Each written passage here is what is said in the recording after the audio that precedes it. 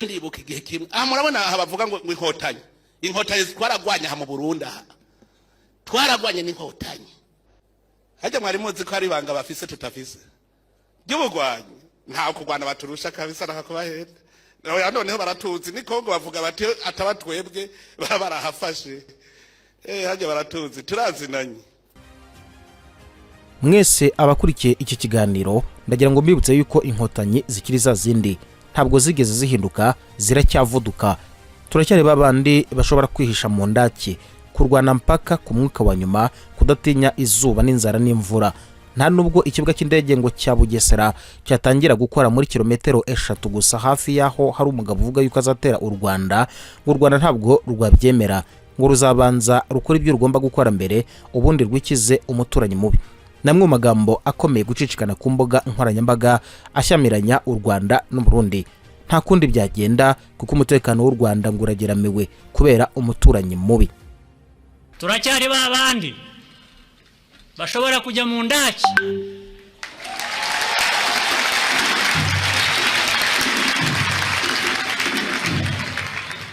tukarwanira ukuri, tukarwanira uburenganzira, tukarwanira agaciro kacu.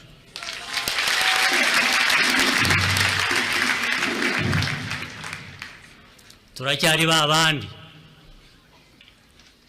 badashobora gutanga imbere, kuzitirwa n'ibinyoma no guhimba.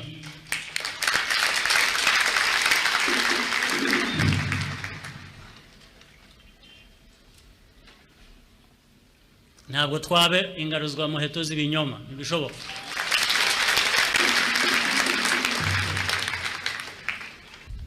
FPR yamenye kwiruka mbere yo gukambakamba.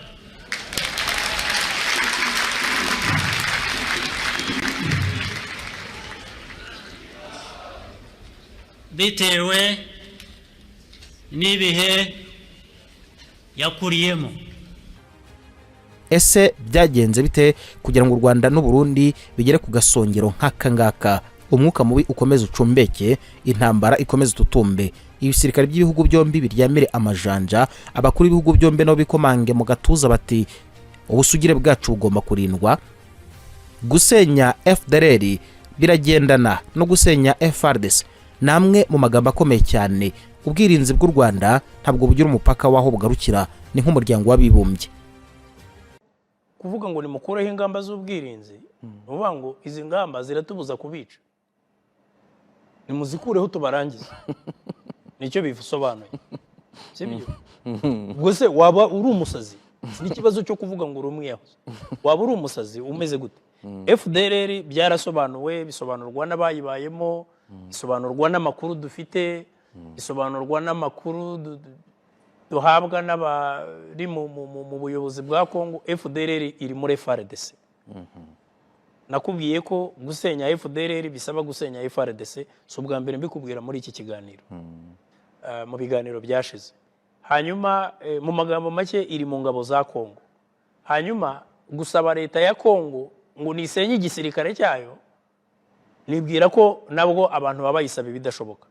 Ibi bijyanye n'ingamba z'ubwirinzi muri CONOPS, Ministre Olivier Nduhungirehe ahora bisobanura buri munsi. Muri CONOPS biri clear.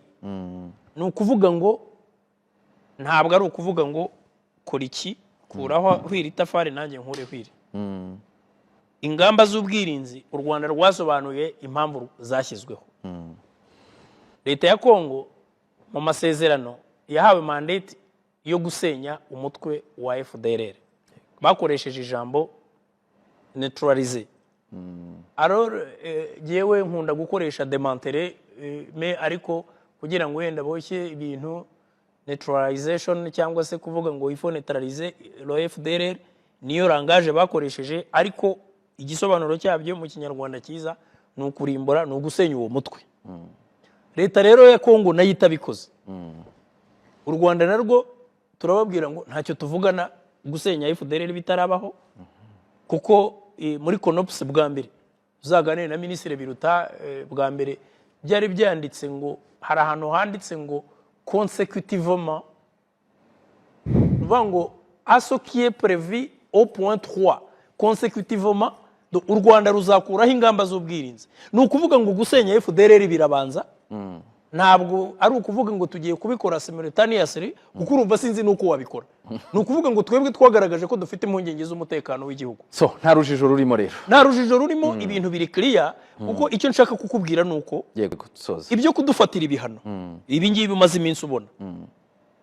Donc ni ukuvuga ngo icyatubaho ni ukuvuga ngo muri ya teori du monde mare nibyo nkubwira, ibihano niyo ngaruka nto kuruta ibyatubaho dukuyeho ingamba z'ubwirinzi. Donc ibi bintu byo biri clear. Hanyuma ndangiza hari icyo nigeze gushaka kuvuga ku byo afande Karundura twe yahoze avuga, biriya bijyanye no kuba abaturage ari abafatanyabikorwa. Mperuka kureba ya raporo ya RGB, bavuze ku bagenda batanga amanota. Icyizere abaturage bafitiye inzego z'umutekano ni 99.6%. Iyo ni CRC ni Citizen Report Card iheruka 2025. So nicyo nashakaga kuvuga. Donc ibyo birakwereka ko abaturage na RDF ni hand in hand. Ukuboko k'ubwirinzi bw'u Rwanda ntaho kutagera, naho waba uri Burundi ngo kurahari ngo cisha make cyane kutazagukoraho. Gukuraho ingamba z'ubwirinzi ku Rwanda ngo ni nko gukura inzugi n'amadirishya ku nzu yawe kugira ngo umuhisi n'umugenzi wese ajye atambuka areba ibiri mu nzu yawe. Ibyo utunze ntabwo bishoboka ku Rwanda ngo nta nubwo rufite ubuntu butiza urugi. Igitutu usubije amaso inyuma, ntabwo nibaza ko ari igihe hatabaye igitutu ku Rwanda. Nje ndi mu bashinzwe kujya muri ibyo biganiro n'abanyekongo birimo abanyamerika. Turabikora, nta n'igihe tutazabikora, ariko iyo tuganiriye tukareba uburyo bushoboka kugira ngo ikibazo cya FDLR kibe cyarangira, karangizwa na DRC, natwe ingamba z'ubwirinzi zikavaho. Nta na rimwe twishyira kuri position aho tuvuga ngo kubera igitutu, kubera urusaku, ubwo twemeye ko tuvanyeho ingamba z'ubwirinzi bizaba bikaba ko twarabibonye ko nabivuze kare. Ingamba z'ubwirinzi zizagumaho, zizagenda zihinduka bijyanye na situation uko imeze. Niba dusubiye muri joint operation nk'izabaye kera bwo ni byiza cyane, ariko kuvuga ko twavanaho ingamba z'ubwirinzi ntabwo turabiyahuze. Imikwabo yo gufata abasore n'abagabo bafite akabaraga i Burundi ngo bimeze nabi, ese ubundi iyo bafashwe na leta ibajyana hehe? Mu bisanzwe kujya mu gisirikare ubundi ni ubushake bwa muntu, ariko Burundi ngo ntabwo ariko bimeze kuko ngo byahinduye isura. Abasore bamwe ngo batangiye kwambara nk'abagore cyangwa se abakobwa kugira ngo bashobore kujijisha abantu bitewe no gutinya kujya mu gisirikare, nako ahubwo ni uburyo bwo gukiza amagara yabo. Intambara ya Minembwe yahamuye leta y'u Burundi kugeraho ngo utangiye gushakisha urubyiruko rubishaka cyangwa se rutabishaka kugira ngo boherezwe ku rugamba muri Kongo. Point zero tombe. Hari ibintu bikugeraho bikagutera kwibaza, itwirwaneho ni gute yafashe point zero yarimo FRDC, Wazalendo, Abarundi na FDLR. Et sous le Lieutenant Makenga a commencé à récupérer certaines localités et certaines villes. L'armée de M23 avance. Et à l'heure où je fais cette émission, le M23 a pris le contrôle de ce qu'on appelle point zéro. Les troupes du M23, les hommes de sous le Lieutenant Makenga et de Bertrand Bisimwa sont là-bas. Nyuma yuko Abarundi badutuburiye bakoresheje ingabo za Kongo mu karasisi, ngira ngo mwese mwabyiboneye n'ijisho yuko FDNB ngo ari gihuha ntangabo rwose. Ntabwo ari amagambo yanjye nka Anastazi, na amagambo y'ibyanditswe ku mbuga nkoranyambaga. Ngo butwirwaneho abantu bake cyane badafite training, badafite na drone, badafite na Sukoyi, badafite n'ibifaru, barwanisha intwaro ziri mobilized zitwarwa mu ntoki, ngo bamaze gufata uduce turenga 5 hose hagenzurwaga n'Abarundi. Amakuru yizewe nuko ingabo ngo zagaragaye mu karasisi i Burundi ari za Kongo Evariste Ndayishimiye ngo azifashije kugira ngo akange leta y'u Rwanda. Amakuru atugeraho kandi aravuga yuko ngo bari kwishyuza arenga miliyoni 160 z'amadolari y'Amerika ngo bazasubira Kinshasa aruko bayatahanye ndabara leta y'u Burundi. Gaspari Baratuza n'umuvugizi w'igisirikare cy'u Burundi we yivugiye yuko ngo masirikare bagaragaye mu myiyerekano ubwo Burundi bwizisaga ukwikukira kwabwo ngo nta numwe abantu bari kumenya. Nyuma ya karasisi umurundi wese yarimo kwikomanga ku gatuza ati ubu noneho u Rwanda rwibeshye twaruhanyoko nako ahubwo twaruhanyina. Nta munyarwanda wakangwa ngo n'igifaru gisa umweru cyangwa se agafaru gasizwe ku mapine amarangi y'umweru. Niba abarundi ngo bashaka kwipima niba koko ngo bakomeye bazakoreshe ngo utwo dufaru barase ku Rwanda. Ubuse mwibagiwe M23 ibavana Goma ikabanyarukana za Bukavu nk'ibyo ngibyo ngo bidahagije ikongera ikabasimbukana muri Uvira ikabafatana ngo abarundi bakiruka bajya gufungisha umupaka ingufuri bakarungukira iwabo.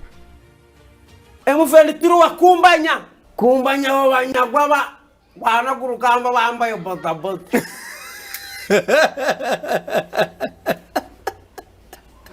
Sinsura Uburundi bwerekanye intwaro bise karahabutaka harimo n'iyitwa BM24 M23 yigeze kubarashisha iri Kamanyora iratsi Burundi ubwo Uvira yendaga gufatwa.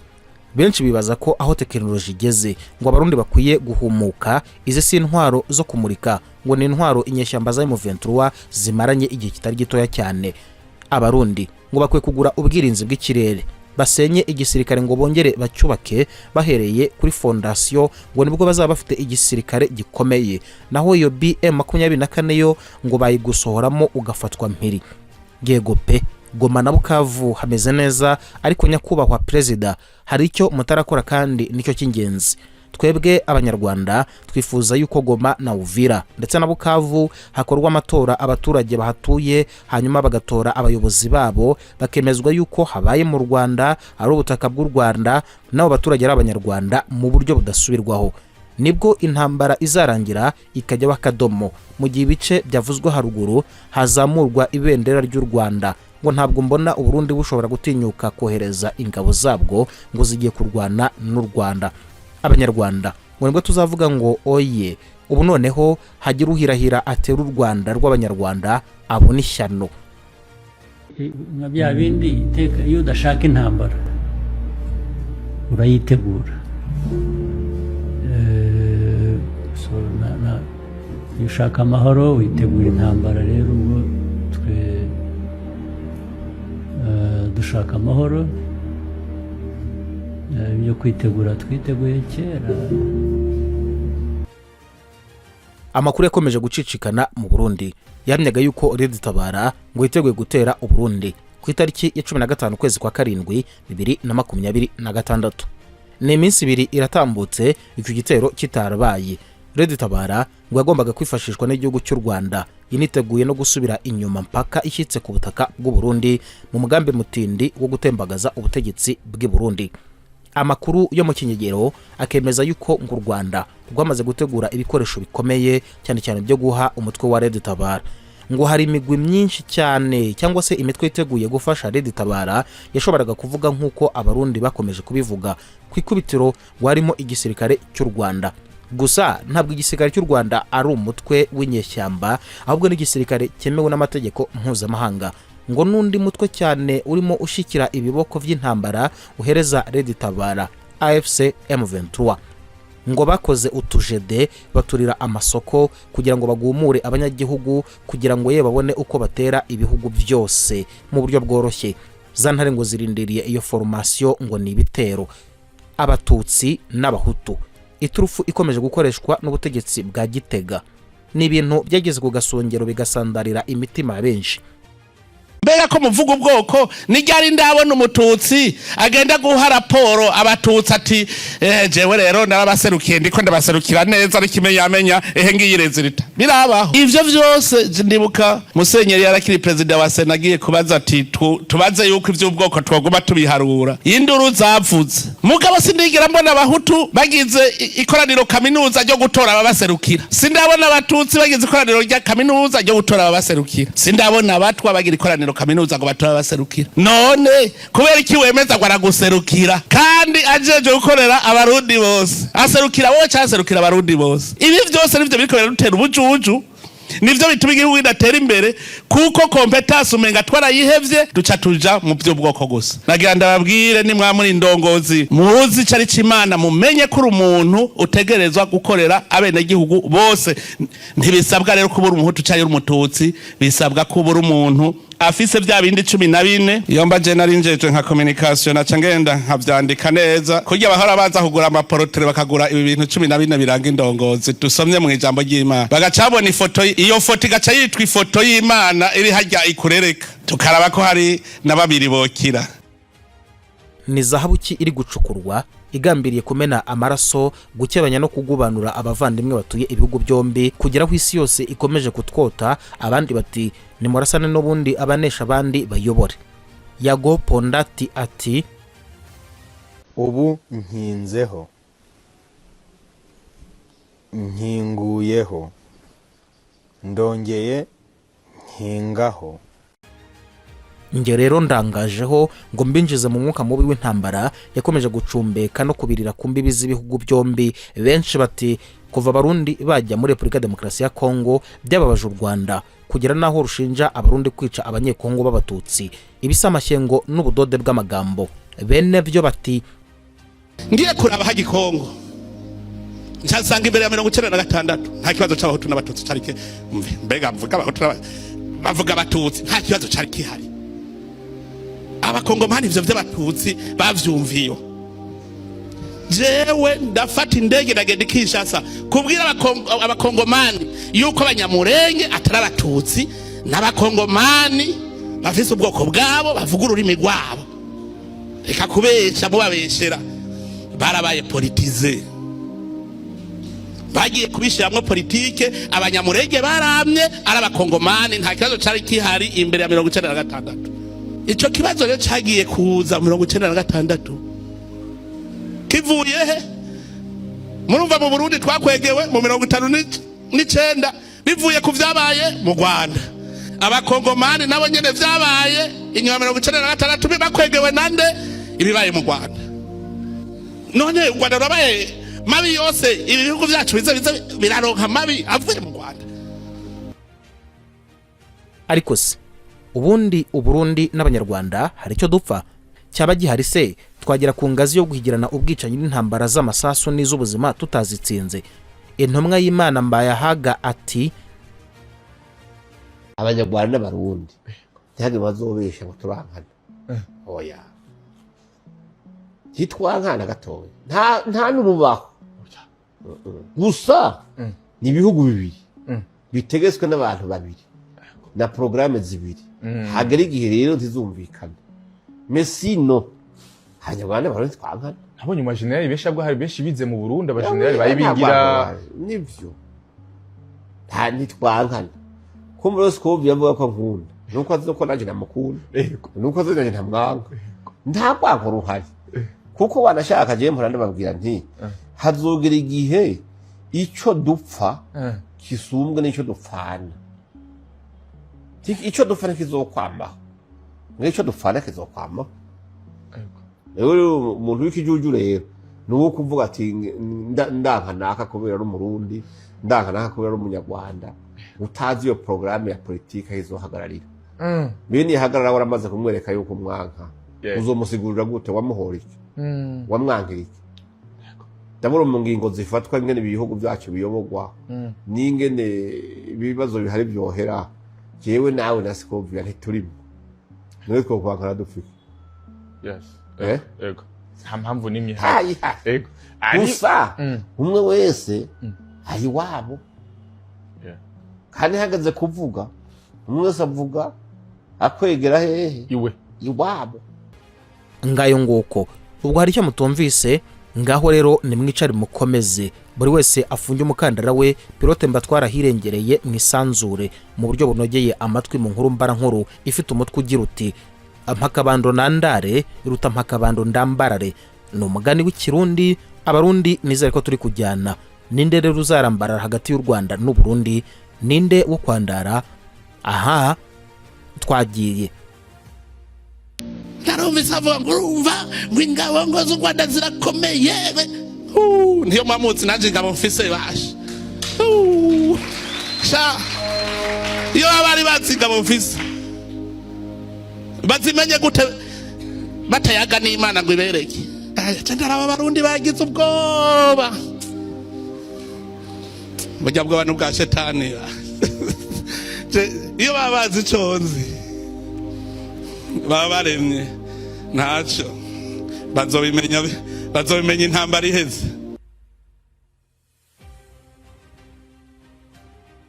U Rwanda n'u Burundi bapfa ibibazo by'umutekano n'amakimbirane ya politiki mu burasirazuba bwa Kongo ibyatumbere ku gufunga umupaka.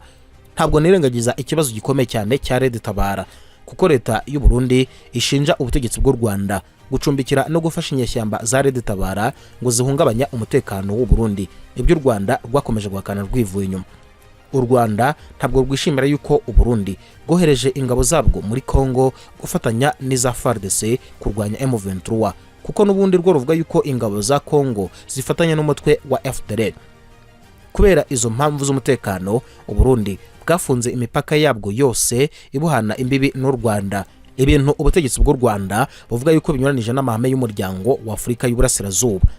Hagati aho hari ingingo ivuga yuko kuba u Burundi bukorana n'abashaka gukuraho leta y'u Rwanda biri mu byenyegeje uyu muriro ushobora gutwika ibintu byose nta na kimwe usize. Mutise ushatse kuvuga ikirere umva gato. Igisirikare cy'u Burundi kiri kurunda abasirikare ibikoresho by'intambara ubwo n'imbunda n'ibindi bikoresho bari kubirunda ku mupaka w'u Rwanda ubahuza n'u Burundi.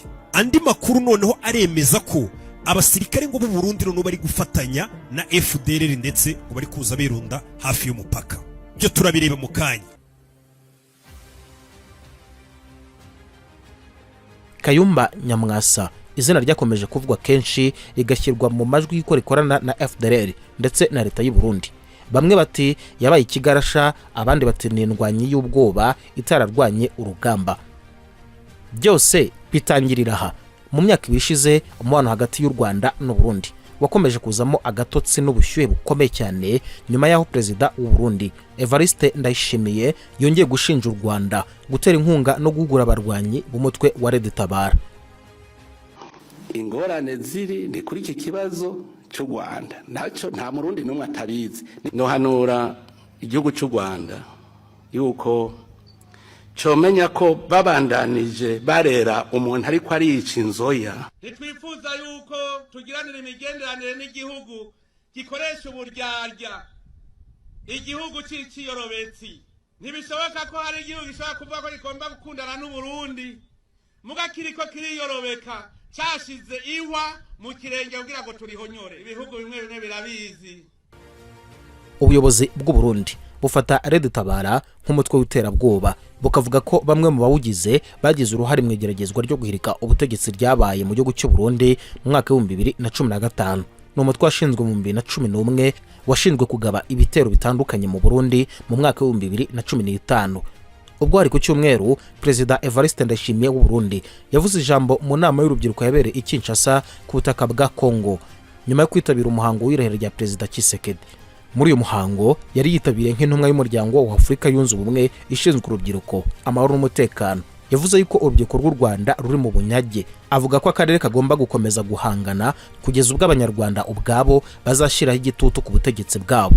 Mu itangazo ryashyizwe ahagaragara n'u Rwanda hari mu ijoro ryo kuwa mbere muri icyo gihe, guverinoma y'u Rwanda yavuze yuko aya magambo yari ayo gukongeza ubushyamirane. Yavuze ko guhamagarira abaturage guhagurukira ubutegetsi bwabo bidashobora guhungabanya ubumwe bw'abanyarwanda ndetse no guteza umutekano mukeya mu karere. Nigeza gukomoza cyane kuri General Kayumba Nyamwasa, nako ahubwo ntabwo akiri general kuko yambuwe izo mpeta na leta y'u Rwanda mu ngabo z'u Rwanda. Numwe mu bagabo bavuzwe cyane mu gukorana n'umutwe wa FDLR wasize ukoze jenoside yakorewe abatutsi mu Rwanda. Imigambi yaravuzwe cyane ku butaka bwa Kongo no gukorana n'u Burundi bwifuza guhindura Repubulika y'u Rwanda. Birababaje kubona yuko hari ugerageza gusubiza inyuma intambwe igihugu cyagezeho ahamagarira urubyiruko rw'u Rwanda guhirika ubutegetsi. Ariko mu by'ukuri ntabwo bikwiye. Murabyuka mu ntangiriro z'uko kwezi kandi u Burundi bwafunze imipaka yabwo yose ibuhuza n'u Rwanda, butangira kwirukana bamwe mu Nyarwanda bari ku butaka bwabwo. ubuyobozi bw'u Burundi bwavuze yuko icyo cyemezo cyafashwe kubera yuko bushinja u Rwanda gushyigikira umutwe wa Red Tabara. Mu kwezi kwari kwatambutse abarwanyi ba Red Tabara muri icyo gihe bagabye ibitero mu gace ka Gatumba hafi y'umupaka na Kongo bihitana abantu 20. Ni umutwe kandi ufite ibirindiro muri Kivu y'Amajyepfo no mu burasirazuba bwa Kongo. Ni wo wemeye yuko ari wo wagabye icyo gitero binyuze ku rubuga rwa X. Byose byakomeje gushinjwa u Rwanda no kwikorezwa u Rwanda, ariko u Rwanda rwakomeje kugaragaza yuko ntaho ruhuriye n'umutwe wa Red Tabara kandi udashaka guhungabanya ubutegetsi bw'u Burundi. Gusa u Burundi bukomeza bushimangira yuko bushaka guhungabanya ubutegetsi bw'u Rwanda binanyuze mu mbwirwaruhame zitangazwa n'abayobozi bakomeye mu gihugu cy'u Burundi. Mu kiganiro yahaye radio y'igihugu cy'u Burundi mu kwezi kwari kwatambutse, Perezida w'u Burundi Evariste Ndayishimiye yavuze yuko igihe cyose ngo bazaba bafite igihugu kibaha imyambaro ya gisirikare, kibagaburira, kibacumbikira kandi kikabarinda, ibibazo ngo bizakomeza kubaho. Yavugaga Red Tabara muri icyo gihe. Umunsi bazodutera no Rwanda ruduteye, abarundi ndashaka kwemera gupfa kugira abanyekongo bicwa. Twe tuzopfa turiko turagwana kuko abarundi n'abagwanyi. Niyo abayakunze Bujumbura aciye muri Kongo, natwe tuzokunda Kigali duciye mu Kirundo. Umushikiragaji Kabarebe, umuntu tuzinanye anzi n'ingene bimeze yaranyagirije neza ko cyashaka kugira ihonyabwoko y'abanyamurenge yuko nagirishije inama abahutu. Ku ruhande rw'u Rwanda rwo rwakomeje guhakana kenshi ibyo rwashinjwaga byose. U Rwanda n'u Burundi byombi n'abanyamuryango b'umuryango wa Afurika y'Uburasirazuba, ariko umubano mubi hagati y'ibihugu byombi wakomeje kudindiza intego z'uwo muryango zirimo koroshya urujya n'uruza rw'abantu n'ibicuruzwa. Si ibyo gusa, guverinoma ya Kongo ishinja u Rwanda kugira uruhare mu bibazo by'umutekano mu burasirazuba bw'icyo gihugu, aho ingabo za leta zikomeje kurwana n'umutwe wa M23 ugenzura ibice bitandukanye by'ubutaka bwa Kongo. U Rwanda narwo rwakomeje guhakana yuko rugenzura cyangwa se rukikiye umutwe wa 23. Gusa ntabwo ari ubwa mbere u Burundi buvuze yuko u Rwanda rushaka kubutera runyuze ku butaka bwa Kongo, ariko nanone ngo mu Kirundo ni hafi, ubundi u Rwanda bakarushiririza nk'uko inkotanyi bazishiririje.